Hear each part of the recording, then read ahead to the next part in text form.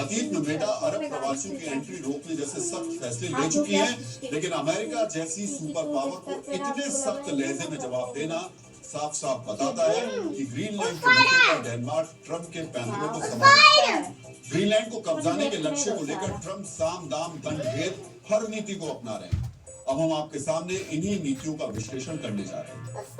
मेरे मित्रों, सबसे पहले आपको ट्रंप के साम यानी संवाद की नीति बता देते हैं। इसी साल ट्रंप ने डेनमार्क के लिए विशेष प्रतिनिधि नियुक्त किया, जो लगातार डेनमार्क की सरकार के संपर्क में है। बात अगर दाम की करें तो ट्रंप ने आज ही ग्रीनलैंड के उसका इशारा भी ट्रंप सरकार से आज ही सामने आया। ट्रंप की इसी दंड नीति को समझने के लिए आपको अमेरिका के उपराष्ट्रपति जेडी वेंस का वो बयान सुनना चाहिए, जो अब से कुछ घंटे पहले जारी किया गया। जेडी वेंस ने कहा कि ग्रीनलैंड अमेरिका अहम है। डेनमार्क की सरकार ने ग्रीनलैंड के सामरिक महत्व को ना कभी समझा और ना कभी उसका ख्याल रखा। आज हालात ऐसे हो गए हैं कि रूस के जहाज ग्रीनलैंड के नजदीक से गुजर जाते हैं। ग्रीनलैंड में अमेरिकी हितों की सुरक्षा के लिए ट्रंप सरकार किसी भी हद तक जा सकती है, किसी भी हद तक जाना। ये शब्द बताने के लिए काफी है कि ग्रीनलैंड के मुद्दे पर अगर डेनमार्क ने बात नहीं मानी तो हालात युद्ध में भी तब्दील हो सकते हैं। दूसरी तरफ डेनमार्क के पीएम का गोली चलाने वाला बयान भी ये बता रहा है कि अमेरिका के सामने इस छोटे से देश को सीना तानकर खड़ा होने में कोई परहेज नहीं।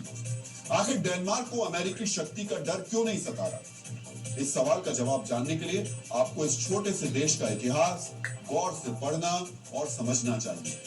1801 से लेकर 1807 के बीच ब्रिटिश नौसेना ने डेनमार्क पर कई हमले किए, लेकिन ब्रिटिश नौसेना कभी भी डेनमार्क के बंदरगाहों पर उतर नहीं पाई।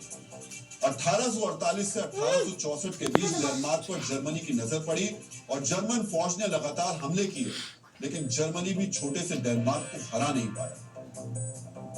दूसरे विश्व युद्ध के दौरान जब नाजी फौज डेनमार्क के नजदीक पहुंच गई थी, तो डेनमार्क के नौसैनिकों ने अपने ही जहाजों को काट डाला था ताकि हिटलर की फौज उनका इस्तेमाल ना कर पाए। 21वीं सदी में डेनमार्क की सेना ने इराक से लेकर अफगानिस्तान तक नेटो के अभियान में हिस्सा लिया और इन अभियानों में भी डेनमार्क ने अपनी सैन्य कुशलता का परिचय दिया। ये मित्रों, इसी इतिहास और राष्ट्रवादी भावना के बलबूते डेनमार्क की पीएम चुनौतियों का सामना करने का दम भर रही है।